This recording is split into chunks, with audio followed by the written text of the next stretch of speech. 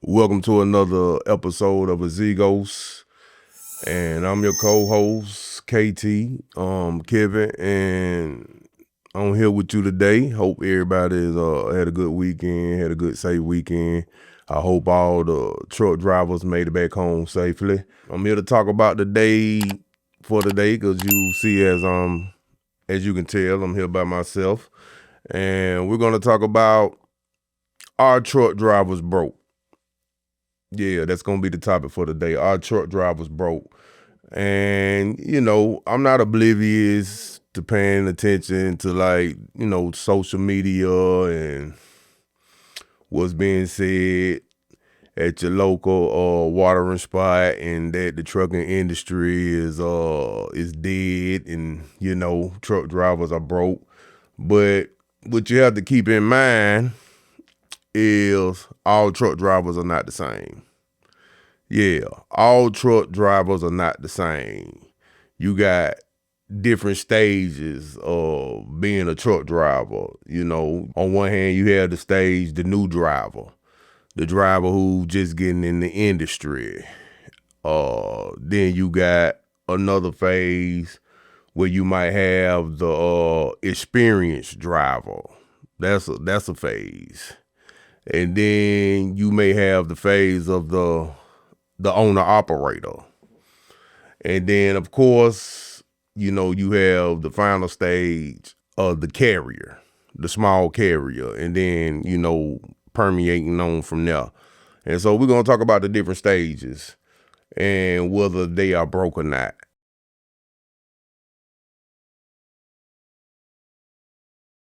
And so, of course, like in the industry, if people pay, what I'm saying, according to your experience, they're going to use it against you. If you coming into anything and you're ignorant to how it goes, they're going to make you put a certain amount of skin in the game. And so when you're talking about for as the truck driver that's new, just getting into the industry, and we don't have to go back and forth. It don't have to be a debate. The new truck driver, he is broke. Yeah, he's broke because, the type of money that a company has to spend to get, this new driver up to speed. They're going to have to pay somebody extra to train them. We're going to have to take all kind of safety courses, et cetera, et cetera. So, of course, they're going to use that as part of your package of what they're offering you by giving you a chance to break into the industry. And, a lot of new drivers, to get their CDL, they're going to do it either probably one or two ways, especially with the new laws that DOT don't put into place. So as a new driver, you probably going to go to truck driving school. And those who able to take advantage of that, they probably going to pay $6,000 to $8,000. I don't know what it is now. I don't know how many new drivers have that type of liquid laying around. So they might go to truck driving school and get their CDL like that, and then go to a big a mega carrier, something like a Swift or Schneider or JB Hunt, something like that. And then, or either they're going to offer to work for a big carrier for a certain amount of time, which is willing to pay for your schooling. And see, that's a big difference. But in majority of the new drivers, they're going to take that route because they might don't have that type of liquid laying around. As for me, when I broke into the industry probably about 20, 25 years ago, I had a certain background where I was coming from. I had that type of liquid laying around. So I went to a truck driving school. So I paid for mine up front. But, which gave me the ability to pick what carrier I wanted to work for. But I still didn't make any money right off the bat because, of course, when you go into a new company, they're not going to trust you with their freight like that. They're not going to put you on important or sensitive accounts. So you basically going to be like a nomad out down the road. And so that's how I did it. But in another example, my stepson, he went to a company that paid for his truck for him to get his CDL, and he had to work for that company for a year. And I never forget, when he got his CDL and he was out there, they put him with a trainer at first, and then they made him team drive. I forget the company he was with. I know they got the gold trucks, K something. I don't know. I forgot, man. My mind ain't as good as it used to be, because I love recreational activities. But yeah.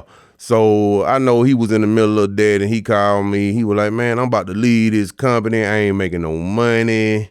They running me all across the United States." And I had to tell him, look, what that year will blow past faster than you think. See, what you have out here, if you have a mega carrier, this is what I'm gonna tell you for the people who thinking about becoming a truck driver, and you just looking at it just for the money, and you want to hop into it. What you gotta keep in mind, if you go to the mega carriers and you sign off to work for them for a year to help you get your CDL, you're not just gonna be able to renege on them after you get your CDL, because what they'll do is, I don't know if you truckers are aware of it. It's a system out there.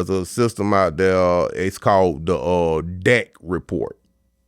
Yeah, it's called the DAC report, and what that is, it's almost like a credit report for every truck driver in America. And so what they'll do, if you do anything like abandon the truck or renege on a contract, anything in a derogatory sense when it comes to trucking, they're gonna put that on your DAC report. Any major company is gonna run a background check on your DAC report as a driver before they hire you. And even on top of that, some of y'all might not know, is they have a no competition clause. So basically, any company that think that they're going to hire you anyway, they are permitted to sue that company.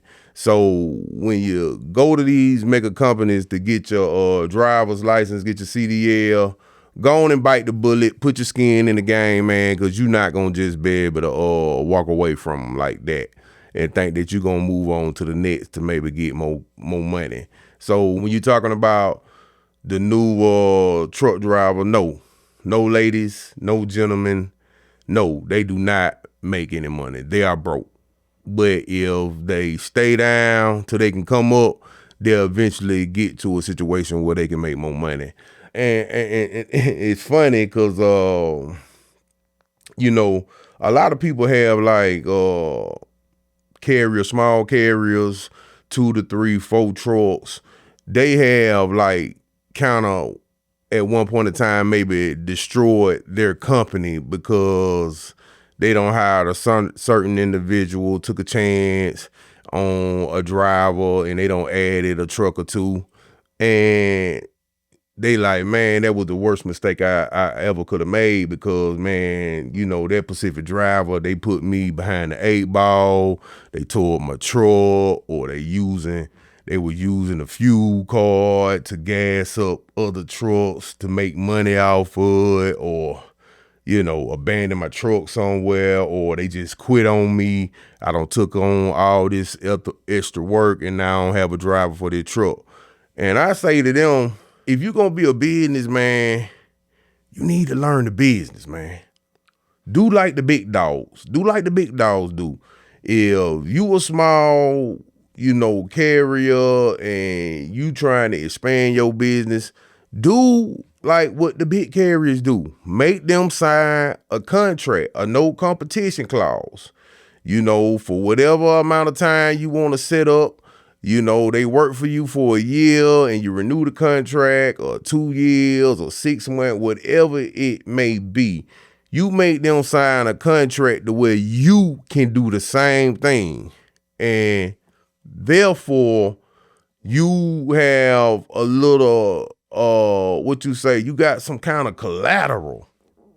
So this specific driver can't just leave you hanging or not take your business personal. You know what I mean? So yeah, you could actually, if you make them sign a contract and do a no competition clause, then just like the big carrier, man, if he don't do right by you, he or she don't do right by you when you put them in that truck, then you can keep them from being able to go on to another situation that they might think that is better. So new drivers, they ain't making no money, but don't let that deter you if you want to get in the trucking, because it's just basically you putting in a year, you know, and you can get to a different situation. I know even if you do pay for your own CDL or go to school yourself, you still gonna be a new driver. You still ain't gonna make no money.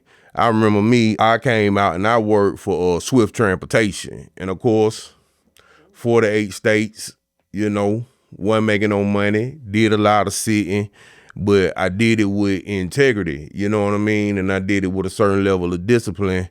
And, you know, stayed out there for after about 6 months, and they seen that I had never fumbled the ball, never complained. They put me on a dedicated account with Georgia Pacific, going back and forth between Union City, Georgia, going down into Florida and everything. And I was back at my home every other day and making great money. You know what I mean? So it's something to be said for the person with the mindset that they gonna hold on to the rope no matter much. You know, you're not doing it in vain. So yeah, so I don't want to spend too much time on the new driver. So the next thing you got is the experienced driver. And so the people how you maximize your income, you know, most experienced drivers make pretty good amount of money. They definitely make enough money where you could say, I see what I'm doing. It's kind of worth it. And a lot of times how you maximize, you know, your money for being an experienced driver is not necessarily over the road. The people that gonna pay the most money for an experienced driver is the companies that, you know, they have kind of local jobs, you know, local or regional, because they feel like they want a more experienced driver because they're going to be dealing with more situations that could be potentially dangerous, or it takes more skill because you'll be doing a lot of driving in the city. You know, you're going to be doing a lot of driving in congested areas. You'll probably be going to a lot of job sites or warehouses where it's not a whole lot of room, and you definitely going to have total command of your vehicle or your vessel. You know, it's going to have to be an extension of your extremities. That's how much skill you're going to have to be able to drive that truck, unlike over the road where you're spending most of your time, you know, in the wide open, you know what I'm saying, traveling across America. You know, contrary to popular belief, most of America is still uninhabited. So yeah, that's where it comes in for the experienced driver, how they kind of, and they make pretty good money, man. You could take care of yourself and a small family, you know, being the experienced driver. You can make, you know, definitely close to 6 figures, if not 6 figures. But some people might say there ain't no money for real. Of course, right now with inflation and everything, you know, they don't make somebody who make $100,000. They don't put him in a situation where he feel like he making like $40,000 or $50,000. But that's another topic for another day. But yeah, definitely if you're an experienced driver, you can make pretty good money.